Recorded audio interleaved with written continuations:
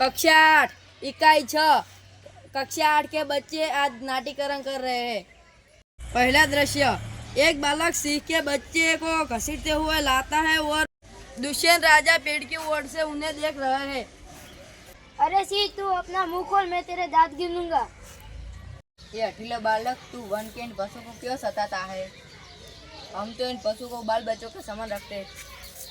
तेरा साहस बढ़ता ही जा रहा है। तेरा नाम ऋषियों ने सर्वदमन रखा है, सो ठीक है।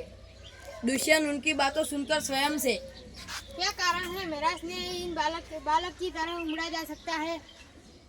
जो तू उस बच्चे को छोड़ न देगा तो सीनी तुझ पर दौड़ेगी। ठीक है, सीने का मुझे ऐसा ही डर है। दुष्यंत आश्चर्य से, बालक किसी अवश्य तेजस्वी वीर का पुत्र लगता है। इसका मुख अग्नि के समान दमक रहा है। ये प्यारे बालक, तू सिंह के बच्चे को छोड़ दे, मैं तुझे खिलौना दूंगा। पहले खिलौना दे दो, लाओ। कहाँ है?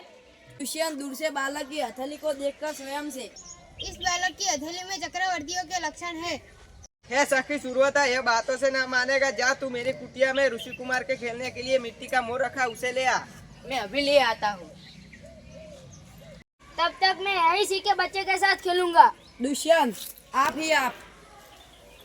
इस बालक से खेलने को मेरा मन कैसे लग जाता है। क्यों रे, तू मेरी बात कान नहीं धरता?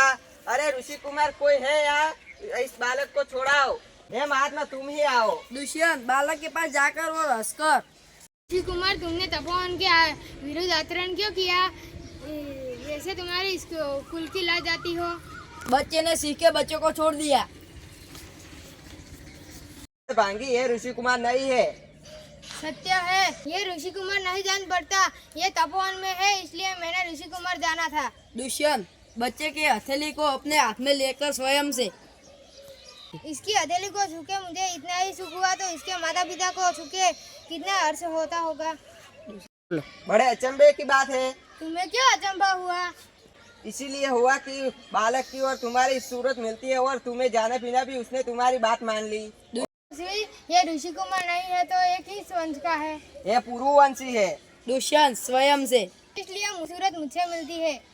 पुरुवंशियों में रीत है, युवा अवस्था में वो रह के राज करते हैं, लोगों की सेवा करते हैं, और वृद्धा अवस्था में जाके तप करते हैं।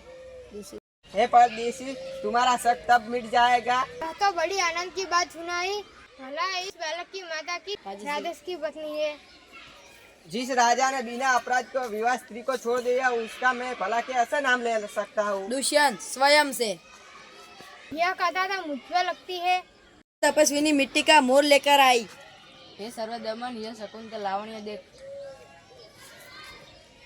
कहाँ है मेरी शकुंतला, मेरी माता? हे सर्वोदम, तुम्हारी माता नहीं, तुम इन नाम से धोखा खा गए। सर्वोदम, मैंने तो कहा था तुम मिट्टी के मोर को देख लो। दुष्यंत स्वयं से, इसकी माँ मेरी प्यारी शकुंतला है, क्या कोई और स्त्री है?